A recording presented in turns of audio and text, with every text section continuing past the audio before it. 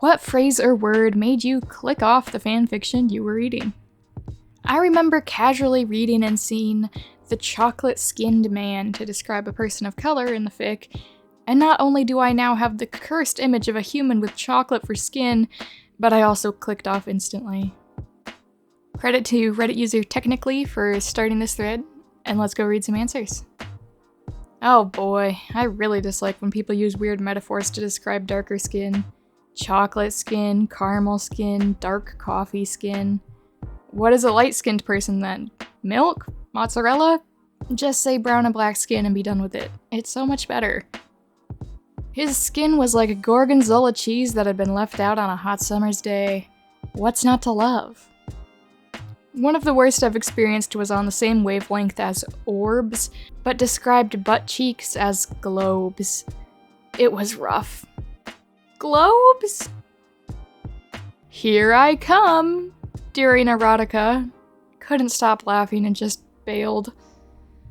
I never understood why folks hated the word babe until recently. Let me tell you, 18 babes in one story is 18 babes too much. By the time I closed the tab, I was ready to tear my hair out. Bluenette and its siblings. Ravenette, my beloved. I saw a blondette once. Didn't exactly make me click off. I was high and just chilling, reading a good old found family hurt comfort. The banana-haired male during a dead serious moment. I lost it and woke up my entire family from laughing. Didn't finish the story because that had single-handedly ruined the dramatics of it all, and I just couldn't take it seriously anymore. Having stupid nicknames or shortening a name that didn't need to be shortened. I'm a Harry Potter crackhead, and if I see one more her or Hermie for Hermione, I'm gonna strangle someone. It's either her name or Hermione like the movies. They also do it for other characters in other fandoms, and it drives me insane. They sound ridiculous to me. I force myself not to click out of a fic when I read little did they, she, he, I know. There's nothing wrong with it per se, but every time I see it I just, you know? Especially if it's in the summary. I recently read a kid fic that was all fine and dandy until the kid's name was revealed, and I said out loud, they wouldn't name their kid that, and noped out. Someone saying okay in a fic that's set before the 1830s, when the word was coined. Thank you, I'm not alone! Though I draw the line at 1920s because that's when it became really popular. Character dialogue that's too colloquial for how the characters would normally speak.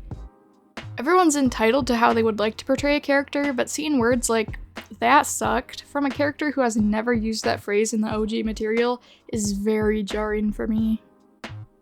Sorry, but I'll never be able to take the he, she, they growled description seriously. I always picture those cringe alpha males on TikTok growling. A no for me. If I wanted to harm you, you'd already be dead. This phrase is so overused that it physically cringes me and also makes me pull my hair out. Defiantly instead of definitely. Yes, or like affect and effect. Would've and its ilk. More than once in a blue moon. I can ignore the occasional instance of it, but if it's used extensively, I'm out, because that is one of my grammar hills to die on. Not a phrase, but the minute I see the italicized lyrics of a song, I'm out. POV. You should not ever be having to say that. The fic was overall very out of character, and I was on the verge of leaving the whole time, but the thing that got me was a character telling the other he had girly curly hair in a seductive manner. These are two grown men who would never say that. I mean in a third-person point of view. A fic with a third-person limited perspective that suddenly has a line like, X would find out years later that... I don't want to know that when part of the tension of the fic is the uncertainty of X's survival. If they find something out years later, they will clearly survive the story. It's also irrelevant within the context of the story itself, so why bother mentioning it? I hate it just as much in published novels, mind you, not just in fanfics. When characters in a non-modern setting use extremely obvious modern expressions, or when there is an overuse of pet names. I see it so often, especially in one of my favorite ships. Most people in relationships aren't calling their significant other baby, dear one, or my love every sentence. I had to drop an actually quite hot Skyrim fic when the protagonist mentioned getting their V card stamped. Use of out-of-character or anachronistic terms, especially in dialogue. Like, I can understand if the author is young and or doesn't want to scare away readers, but like, why is this Victorian dude calling his wife babe like it's supposed to be intimate and endearing, and not like he just literally called her a child? And why is his wife complaining about how the real solid bones in her tight-laced corset make it hard to breathe? Are they secretly 21st century time travelers, specifically ones that didn't do any prior research and I just didn't notice? Or am I just supposed to overlook that and assume this is now an AU? He clicked the remote to unlock the car door, which would have been fine, except they were referring to a 1967 Impala. Clearly the author had never even seen the show or done a tiny bit of research. Swallowed his or her spit when the character is nervous, used every other sentence. I don't know, like, that's a lot of salivating. If I never have to read the phrase, licked their mouth open again, I will die happy. Kissing being described as a squelching noise. Read a fic where they were writing a Canadian character and refused to spell A properly, and insisted on spelling it AY. As a Canadian, I kinda wish I could delete the memory from my brain. Any piece of writing spelling rogue as rouge instantly gets me pissed. I read one where someone spelled civilian as Sullivan. When fantasy or anime characters born and raised in Japan curse with Jesus Christ. I saw someone say he looked at her eyeballs instead of eyes. The eyes were still attached to her, perfectly healthy eyes, and it was a smutty one-shot, and even though I didn't click off because I only had like 1,000 words left, I had to put my phone down and take a deep breath before continuing.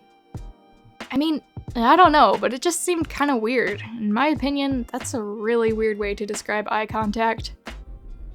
Muled. Good old kitten. Man, I want to rip my eyes off when I read kitten.